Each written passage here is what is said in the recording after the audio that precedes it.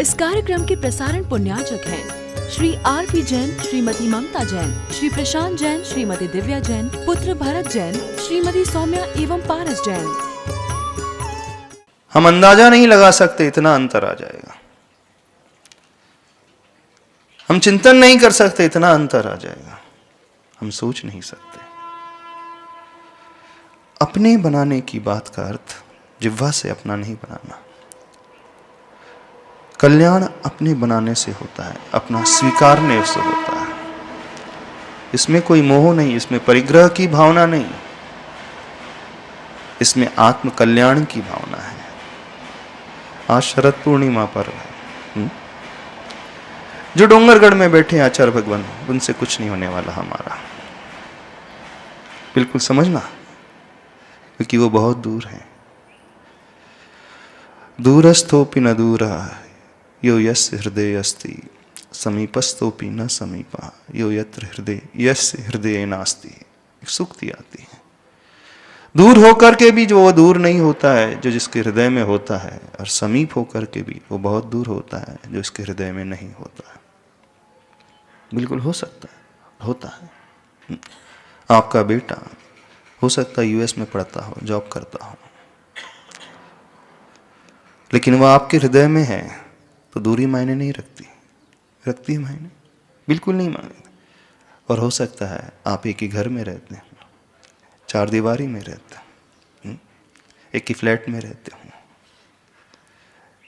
साथ साथ रहते हो, दुनिया के लिए साथ साथ ही तो रह रहे हो, लेकिन ना आप उसे पसंद करते, ना वो आपको पसंद करता है।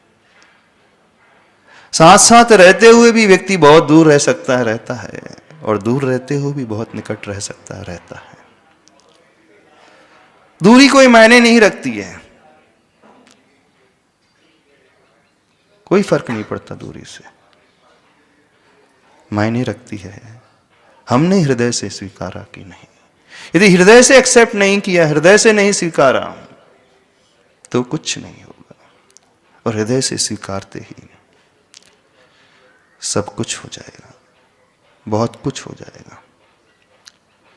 भगवान हमारे अपने होते हैं, वो कभी नहीं जानते, दूर हो ही नहीं सकते।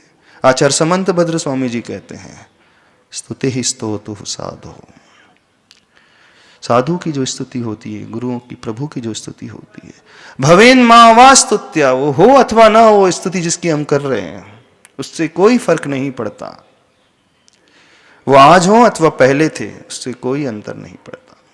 वो सामने हो अथवा दूर हो, उससे कोई अंतर नहीं पड़ता। वो लाखों साल, हजारों वर्ष पूर्व हो गए हो अथवा सामने उपस्थित हो, उससे कोई अंतर नहीं पड़ता। वो वेदी में बैठे हो अथवा चल रहे हो, फिर रहे हो, उससे कोई अंतर नहीं पड़ता। वो आपकी आंखों के सामने हो अथवा आप आचार्य भगवान के आंखों के सामने बैठे हो, अथवा वो 1000 किलोमीटर दूर डोंगरगढ़ में बैठे हो, उससे कोई अंतर नहीं पड़ता। आपके हृदय में वो बैठे हैं कि नहीं, बस अंतर उससे पड़ता। इसलिए आचार्य भगवान कहते हैं, तव पादव मम हृदय। बस ऐसा होते ही अब सब कुछ बदल जाएगा, बिल्कुल बदल जाएगा। जब हम कहते हैं कि वो हमारे हृदय में है, तब उनकी आंखें अब हमारी आंखें हो जाएंगी, उनका चेहरा अब हमारा चेहरा हो जाएगा, उनकी नासा अब हमारी नासा हो जाएगी, उनके कान अब हमारे कान हो जाएंगे, उनकी जिह्वा, उनका मुख हमारा मुख हो जाएगा, उनका ललाट अब हमारा ललाट हो जाएगा, उनकी गर्दन अब हमारी गर्दन, उनका हृदय हमारा हृदय, उनके चरण कमल अब हमारे चरण, उनके हाथ अब हमारे हाथ हो जाएंगे, उनकी पूरी बॉडी अब हमारी बॉडी हो जाएगी। अब जब यह परिवर्तन हमारे शरीर में आ जाएगा, तो जब जब व्यक्ति आंखें खोलेगा ना, वो कुछ गलत देख नहीं सकता, क्योंकि अब मेरी आंखें थोड़ी हैं। अभी मेरी आंखें कहाँ हैं? अब तो मेरे प्रभु की, मेरे इष्ट की, मेरे गुरु की आंखें हो गई। वो मन में कोई विचार लाएगा तो गलत विचार नहीं ला सकता, क्योंकि अब उसका हृदय है ही नहीं, उसका माइंड है ही नहीं, तो उनका माइंड है।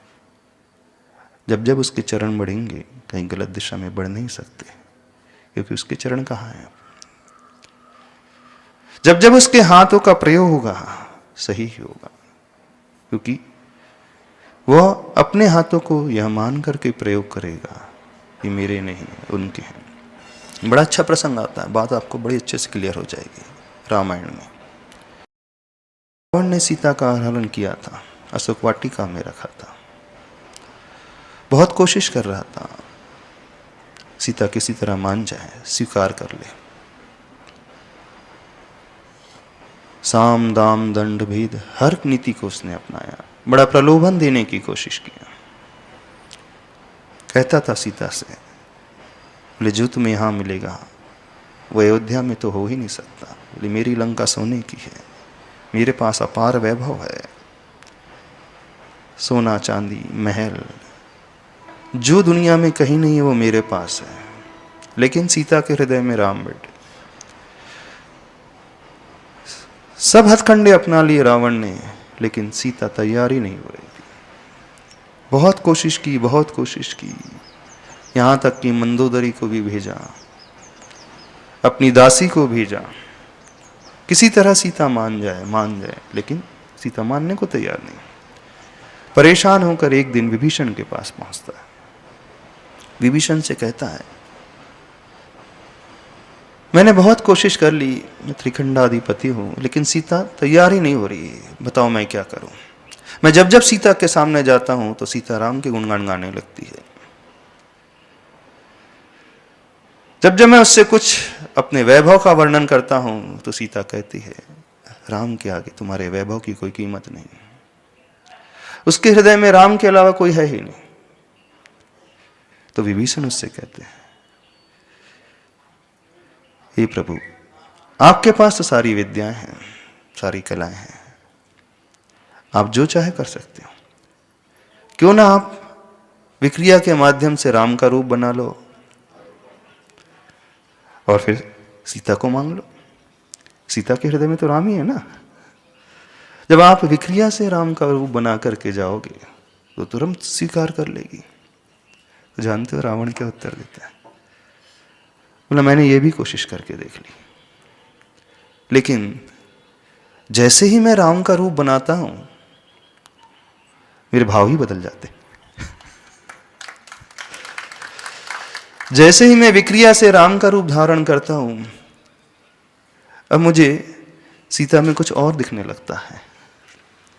अब मुझे मेरी वो भावना जो पहले थी वो नहीं रहती है, जो लालसा पहले थी वो लालसा ही नहीं रहती, पूरी बदल जाती है। बोले तो इतना अंतर आ जाता है।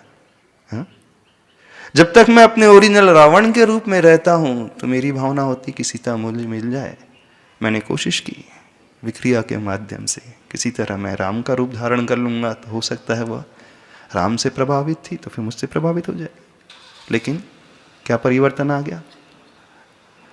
शरीर राम का बनते ही मेरा मन भी राम का बनने लगा, मेरा हृदय भी राम का होने लगा था, मेरी दृष्टि भी राम की होने लगी थी।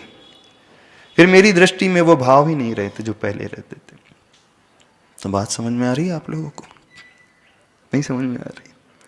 जब अपन कहते हैं, हम कह रहे हैं कि गुरुवर को, आचार्य भगवान को अपना बनाना है, मन से अपना बनाना है, वचन से अपना बनाना है, काय से अपना बनाना है, इंद्रियों से अपना बनाना है, आंखों से अपना बनाना है, हाथों से अपना बनाना है, कानों से, नासा से, मुख से, ललाट से, हृदय से, पूर्ण सांगोपांग सर्वांग, पूर्ण रूप से। ऐसा होते ही, ऐसा परिवर्तन आते ही मान करके चलना, आप वो नहीं रह जाओगे, आप कुछ और ही हो जाओगे। हम वो नहीं रह पाएंगे जो हम थे, जो हम हैं, हो ही नहीं सकता। हम कुछ और ही हो जाएंगे। क्या हो जाएंगे? जैसे रावण ने राम का रूप धारण किया था, अब उसकी विचारधारा भी, उसके इमोशंस भी, उसके भाव भी, उसके परिणाम भी, उसके शब्द भी राममय ही होते चले गए।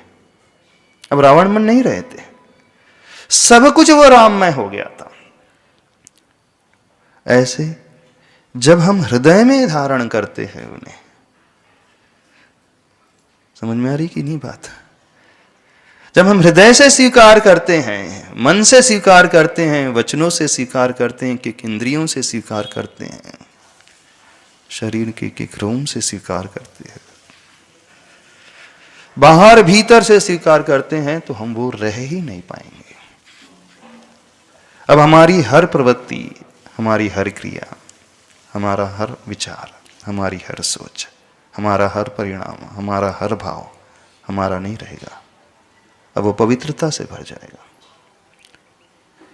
जब जब आप आंख खोलोगे, आप वो ही देखोगे फिर जो आचार्य भगवान देखते।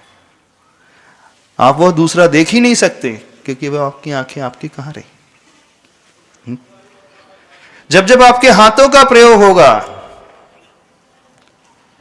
बिल्कुल हाथों का प्रयोग वैसा ही होगा जैसा आचार्य भगवान करते हैं। बिल्कुल आप कभी अपने हाथों का दुष्प्रयोग नहीं कर पाओगे, चाहोगे भी तो नहीं हो पाएगा, हो ही नहीं सकता। क्यों? क्योंकि अब हमारे कहां है हाथ। जब जब आपके चरण आगे बढ़ेंगे, सही दिशा में बढ़ेंगे, गलत दिशा में नहीं। जब जब इन कानों से कुछ सुनोगे, कुछ भी गलत नहीं सुन सकते। कोई सुनाने भी आ जाएगा तो आप तुरंत बंद कर जाओगे, तुरंत मुख मोड़ लोगे, नहीं, आवश्यकता ही नहीं। जब जब भी आपके मुख से कुछ शब्द निकलेगा, वो बड़ा अच्छा शब्द निकलेगा। आपकी वाणी जो है एकदम अलग वाणी हो जाएगी, हित मित प्रिय वाली वाणी हो जाएगी, मधुर वाणी हो जाएगी। कठोरता उन शब्दों से बहुत दूर चली जाएगी। हो ही नहीं सकता। क्यों? क्योंकि अब वो हमारे भीतर। दो तरीके बताए आचार्य भगवान ने। अपना बनाने का अर्थ है, स्वीकारने का अर्थ है उनकी हर परिणति हमारी अपनी हो जाए। सामान्य रूप से जब जयकारा होता है, वो ऊपर ऊपर से होता है, वो सिर्फ जिह्वा से होता है और कुछ नहीं होता। जैसे वो अजैन व्यक्ति जयकारा लगाता है, अभव्य जीव जयकारा लगा लेता है, अभव्य जीव बखान कर देता है, बहुत अच्छे से बखान कर देता है। वो हर इंद्री से भी बखान करता है, लेकिन एक कमी रह जाती है उसकी, हृदय शून्य हो जाता है। हृदय से कुछ नहीं एक्सेप्ट कर पाता है, अंतरंग से स्वीकार नहीं कर पाता है। सारा खेल है अंतरंग से स्वीकार करने का। तो आचार परमेष्टि वे सबके हैं, है ना? जो जो दर्शन करेगा उनके हैं, करे। उसे ऐसा लगता है, दुनिया को लगता है, अब इसे प्रतीत होता है, एक्चुअल में नहीं होता है। गुरु लेकिन हमारे अपने होते हैं। गुरु को चाहने का अर्थ है, आचार्य भगवान को चाहने का अर्थ, आचार्य भगवान को स्वीकारना, रूप से भी, स्वरूप से भी, बाहिरंग से भी, अंतरंग से भी। उनको अपना बनाने का अर्थ है उनका द्रव्य अब हमारा द्रव्य, उनके गुण अब हमारे गुण, और उनकी पर्याय अब हमारी पर्याय। द्रव्य गुण पर्याय से उन्हें अपना बनाना। जब आचार्य पूज्यपाद स्वामी जी कहते हैं तव पादौ मम हृदय, इसका अर्थ इतना ही है, हृदय में जैसे समाहित हो जाता है, फिर व्यक्ति मृत नहीं रहता है। फिर वो हृदय में समाहित होने के पश्चात जब हम सोते भी रहते हैं, हमारा शरीर थक जाता है, विश्राम करता है, लेकिन हृदय उस समय भी चलते रहता है, नहीं चलते रहता। हृदय उस समय भी कार्य करते रहता है। यदि व्यक्ति बेसुध भी पड़ा हो, होश भी ना हो, क्लोरोफॉर्म उसे सुंघा दिया गया हो, ऑपरेशन के समय चेष्टाएं शरीर की पूरी बंद हो जाएगी, हाथ पैर नहीं हिलेंगे, आंखें नहीं खुलेगी, खुलेगी नहीं खुलेगी आंखें, निश्चेष्ट व्यक्ति नजर आएगा, मूर्छित सा नजर आएगा, शांत नजर आएगा, कुछ ना करता हुआ नजर आएगा। और नहीं करता, शरीर से कुछ भी नहीं कर सकता। उस समय भी उसका हृदय वर्क करता रहता है कि नहीं? हृदय अपनी ड्यूटी 24/7,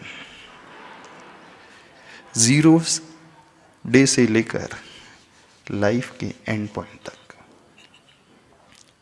हमारे इंद्रियों की सारी एक्टिविटी विश्राम ले लेती हैं। रात्रि के समय बंद हो जाता है काम करना, बंद कर देती हैं। हमारी आंखें काम नहीं करती हैं, हमारे हाथ पैर कार्य नहीं करते हैं,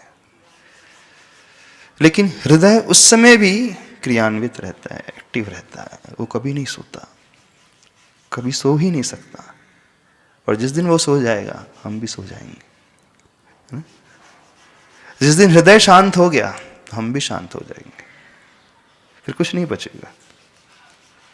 इस कारण आचार्य भगवान कहते हैं, हे प्रभु, हे गुरु, आपके दोनों चरण कमल मेरे हृदय में, और मेरा हृदय जब तक काम करेगा, हर श्वास में सिर्फ आपका नाम रहेगा। और जब प्रत्येक श्वास में उनका नाम रहेगा, तो हर पल, हर क्षण, हर समय व्यक्ति की सोच, व्यक्ति के शब्द, व्यक्ति की क्रियाएं, उसका मन, उसका वचन, उसका काय उसमय हो जाएगा। और उसमय होते ही, अब जैसे आचार्य भगवान, कोई अशुभ का आश्रव नहीं, कोई पाप का आश्रव नहीं है, कुछ नहीं। सोते जागते उठते बैठते 24 घंटे जो होते हैं गुरु, हमेशा असंख्यात गुणी कर्म की निर्जरा करते रहते हैं।